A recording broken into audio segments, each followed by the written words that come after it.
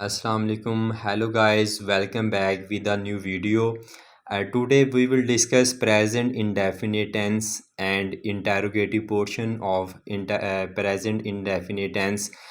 But before starting our video, don't forget to subscribe my YouTube channel and also click bell icon so that latest videos and information can reach you. आज हम discuss करेंगे present indefinite tense और इसमें हमारा जो topic है वो है इंटरोगेटिव सेंटेंसेस कि हम इंटरोगेटिव सेंटेंसेस कैसे बना सकते हैं। तो सबसे पहले मैं आपको बताता चलूँ कि हमने लास्ट वीडियो में क्या पढ़ा था। हमने पढ़ा था सिंपल सेंटेंसेस को कैसे बनाना है प्रेजेंट इंडेफिनिट में।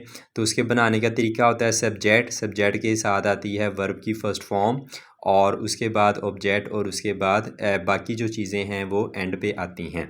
तो अगर हमारे पास सब्जेक्ट हो single cheese he she it या कोई भी सिंगल सब्जेक्ट हो तो हम वर्ब की फ़र्स्ट फॉर्म के साथ एस या ई एस का इजाफ़ा करते हैं।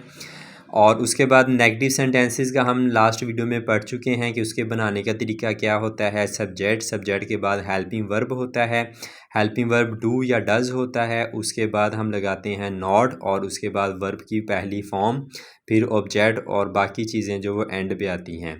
Keep in mind that in simple sentences we don't use helping verbs, यानी जो सादा सेंटेंसेस हैं उनमें कोई हेल्पिंग वर्ब नहीं होता, यानी डू या डज़ उसमें नहीं आता। ये नेगेटिव में और इंटेरोगेटिव में ही सिर्फ आता है। अब इंटेरोगेटिव की बात अगर हम करें, इंटेरोगेटिव सेंटेंस कैसे बनाते हैं, तो इंटेरोगेटिव में ऑडियंस सबसे पहले आता है हेल्पिंग वर्ब जो कि डू या डज़ होता है। उसके बाद सब्जेक्ट आएगा, उसके बाद वर्ब की फ़र्स्ट फॉर्म आएगी, उसके बाद ऑब्जेक्ट और बाकी जो चीज़ें हैं वो लास्ट पे, और at the end sign of interrogation जो है ये लाजमी तौर पे इंटेरोगेटिव सेंटेंसेस में आता है। अब डू कहाँ लगाना है, डज़ कहाँ लगाना है, ये हम ऑलरेडी प्रीवियस वीडियो में भी डिस्कस कर चुके हैं।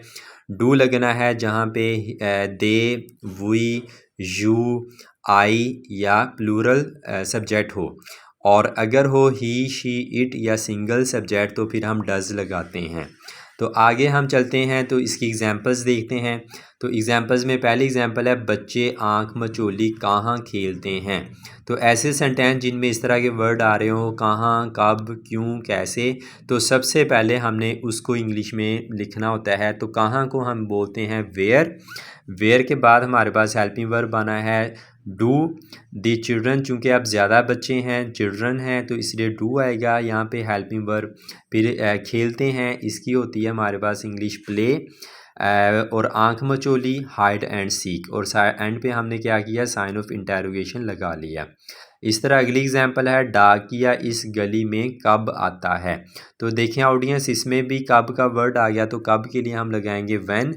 तो व्हेन के बाद आएगा हमारे पास हेल्पिंग वर्ब जो कि डज़ आएगा। डज़ क्यों लगाया, क्योंकि डाकिया जो पोस्टमैन है, दी पोस्टमैन, वो सिंगल सब्जेक्ट है तो इसलिए हमने डज़ लगाया। उसके बाद आनी है फर्स्ट फॉर्म आता है कि जो फॉर्म है वो होती है कॉम फर्स्ट फॉर्म। उसके बाद टू दिस स्ट्रीट, इस गली में। तो इस तरह ये सेंटेंस कंप्लीट हो गया। नेक्स्ट चलते हैं, तुम इसके यहाँ क़याम पर क्यों एतराज़ करते हो।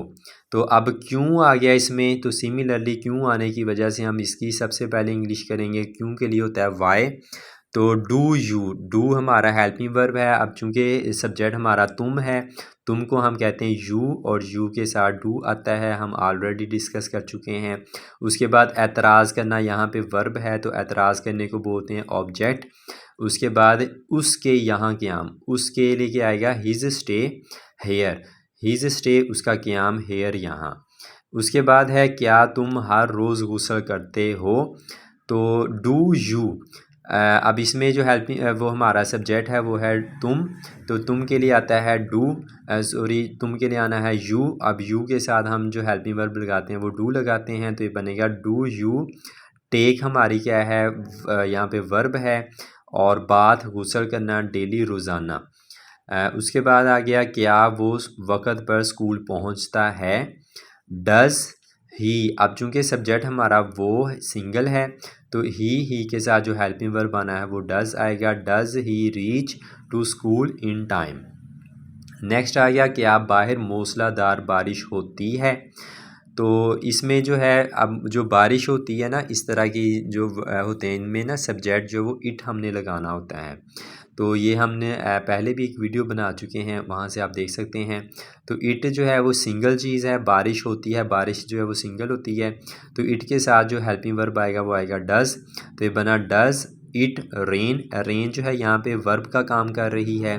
Does it rain cats and dogs. जो मूसलाधार होती है बारिश, उसके लिए हम वर्ड यूज़ करते हैं मूसलाधार के लिए कैट्स एंड डॉग्स। अब बाहर हो रही है तो इसलिए बाहर के लिए आएगा outside. Does it rain cats and dogs outside. इस तरह नेक्स्ट चलते हैं, क्या तुम मेहनत करते हो?